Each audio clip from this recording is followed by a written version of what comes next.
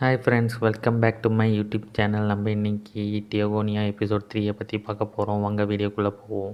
எபிசோடோட ஸ்டார்டிங்கில் பார்த்தீங்கன்னா, ஊர் தலைவரோட குடும்பம் மொத்தம் பேசிக்கிறாங்க. இந்த மாதிரி ஒரு பொண்ணு சண்டை போடக்கூடாதுன்னு சொன்னேனே, இப்போ பாரு என்ன பிரச்சனை, என்ன ஆச்சு அப்படின்னு சொல்லிட்டு அவங்க அண்ணன் திட்டிகிட்டு இருக்கான். அப்பா சொல்கிறாரு, இப்போ பொண்ணு சேஃபாக வந்ததில்ல, அதுதான் நமக்கு முக்கியம்.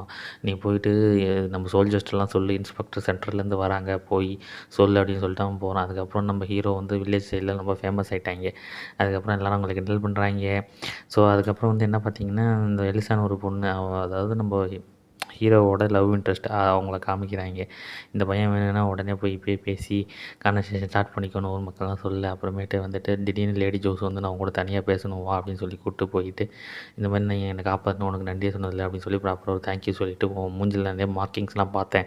ஸோ நீ கண்டிப்பாக ஒரு கார்டியன் பியராக தான் இருக்கணும் அப்படின்னு சொல்ல, நீ நான் இனிமேல் டெய்லி ட்ரைனிங் பண்ணுவோம் அப்படின்னு சொல்லிட்டு சொல்கிறாங்க. அதுக்கப்புறம் வில்லேஜில் வேலை செஞ்சிட்ருக்கான். அதுக்கப்புறம் எலிசா வந்து தண்ணி கொடுக்குறா, கேட்காம தண்ணி கொடுத்துட்டு 2 பேருக்குள்ளே ஒரு கான்வர்சேஷன் ஸ்டார்ட் ஆகுது. அதுக்கப்புறம் எலிசா போயிடுறா. ஸோ நம்ம கூட இருக்கிறவன் வந்து கதை அப்படி போகுதா, சரி சரி அப்படின்னு சொல்லிட்டு விட்றாங்க. நம்ம ஹீரோ வந்துட்டு அந்த ஈகிள் ஒன்று சத்தம் போட்டு கூப்பிடும். அது எங்கேருந்து கூப்பிடுதுன்றதுக்காக அதை நோட் பண்ணிவிட்டு நைட்டு எல்லோரும் தூங்கினதுக்கப்புறம் அந்த வில்லேஜை கேஸில் தாண்டி அவன் பாட்டுக்கு போவான். நல்லா செம்மையாக ஜம்ப் பண்ணி போவான். அவனோட ஃபிசிக்கல் ஸ்ட்ரென்த் எல்லாம் இன்க்ரீஸ் ஆகிருக்கும். ஸோ அதுக்கப்புறம் அவன் வேலையில் போய் குதிச்சுட்டு இந்த மாதிரி அந்த ஈகிள் நீங்கள் கூப்பிட்டது இங்கே தான் இருக்கா அப்படின்னு சொல்லிட்டு பார்ப்போம். அதுக்கப்புறம் தான் ஞாபகம் வரும், ஓகே இங்கே தான் நம்ம விளையாட ஆரம்பிச்சது அப்படின்னு சொல்லிட்டு அந்த கல்வெட்டில் போயிட்டு தொடச்சிட்டு நீங்கள் என்னை காப்பாற்றினது, ப்ரொடெக்ஷன் கொடுத்ததுக்கு நன்றின்னு சொல்லிட்டு அதை க்ளீன் பண்ணுவான். க்ளீன் பண்ணிவிட்டு அப்புறம் சுற்றி பார்ப்போம். அந்த காட்டுக்கு நடுவில் ராத்திரி நேரமாக இருந்தாலும் நல்லா கண்ணு தெரியும்.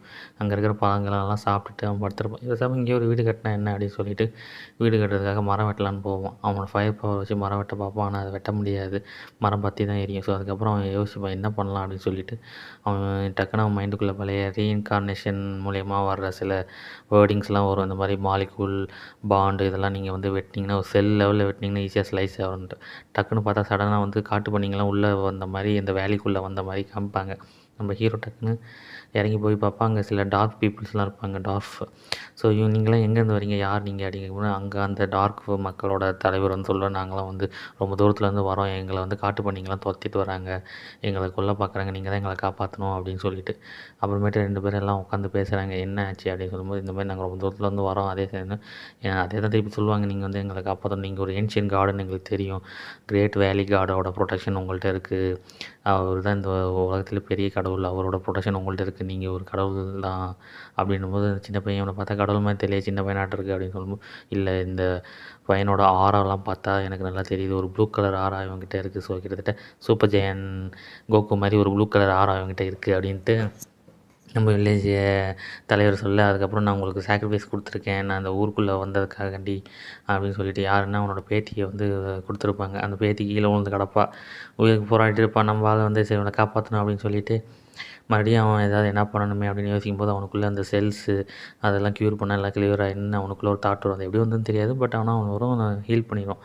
அதுக்கப்புறமேட்டு மேலே போய் பார்த்தா எல்லாம் அந்த காட்டு பண்ணி இந்த டார்க் பீப்புளும் சண்டை போடுவாங்க. இவனும் போய் உள்ளே பூந்து எல்லாரையும் கொன்னுட்டு அங்கெல்லாம் சுற்றி பார்ப்பான். உடனே வந்து நம்ம வேலி காடுகிட்டேருந்து ஒரு சிக்னல் வரும், இந்த மாதிரி அவங்கள கொன்னுடு, அவங்களெல்லாம் பயமுத்து உன்னோட கில்லிங் பவரை வச்சு எதுக்கு என்னோடய வேலிக்குள்ளே வந்தாங்க அப்படின்ற மாதிரி கடவுள் ஒரு சிக்னல் கொடுப்பாரு. அதுக்கப்புறம் அதை கேட்டுட்டு அங்கே இருக்கிறவங்க எல்லாரையும் கொல்ல ட்ரை பண்ணி எல்லாரையும் நல்லா மாசா அடித்து கொன்னுட்டு கடைசியாக பார்த்திங்கன்னா கார்டியன் பியரும் நம்ம கார்டியன் பியரும் எல்லாமே ஒன்றா இருப்பாங்க அங்கே லாஸ்ட்டாக. ஸோ அதுக்கப்புறமேட்டு அவன் சொல்லுவான், நீங்கள் என்னை கொன்னுடாத பண்ணி அந்த காட்டு பண்ணி கெஞ்சும் நம்ம ஹீரோ பற்றி, என்னை கொன்னுடாத, எனக்கு பயமாக இருக்கு, என்னை விட்டுட்டு தெரியாமல் வந்துட்டேன்ட்டு. இல்லை நீங்கள் உள்ளே வந்ததே தப்பு ஃபஸ்ட்டு அப்படின்னு சொல்லிட்டு அவனை கொல்றது தயாராகி நம்ம ஹீரோ வந்து கொன்றுவான். அவனை இன்விசிபிள் பிளேடு மூலயமா வந்து கொன்றுடுவான். கொன்னுட்டு உள்ளேருந்து அந்த காட் ஸ்டோன் இருக்குமா அதை எடுத்துக்கிட்டு அப்படியே நிற்பாங்க. நம்ம வந்து ஊர் தலைவரை பார்த்து கண்டிப்பாக சொல்கிறேன், இந்த ஆரை வச்சு சொல்கிறேன், இது கரெக்ட் தான், அந்த ஏன்ஷியன் காடோட பவர் தான் இவனுக்குள்ளே இருக்குது அப்படின்னு சொல்லிட்டு இந்த எபிசோடு முடிக்கிறாங்க.